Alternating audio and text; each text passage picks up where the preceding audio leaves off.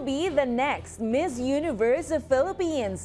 Yan ang mainit na inaabangan ng pageant fans, lalo na ngayong formal nang ipinakilala ang mahigit 50 kandidata sa Miss U Philippines 2026 press presentation. Sino-sino ang mga nag-stand out? Alamin sa Balitang A to Z Showbiz ni Rod Garabot.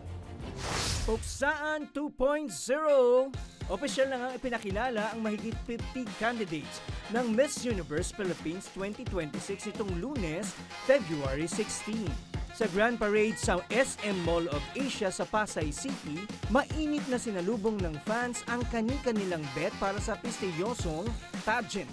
Sinundan niya ng inaabangang press presentation sa City of Dreams, Manila.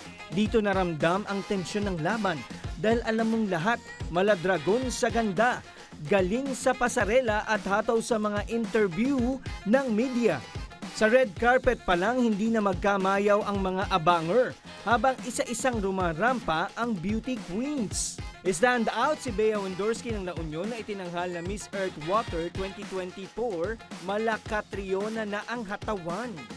Inabangan din ang frontrunners na sina Bella Ismael ng Taguig City na apo ni Miss Universe 1973, Margie Moran, at Nicole Borromeo ng Cebu Province na tinanghal na third runner-up sa Miss International 2023.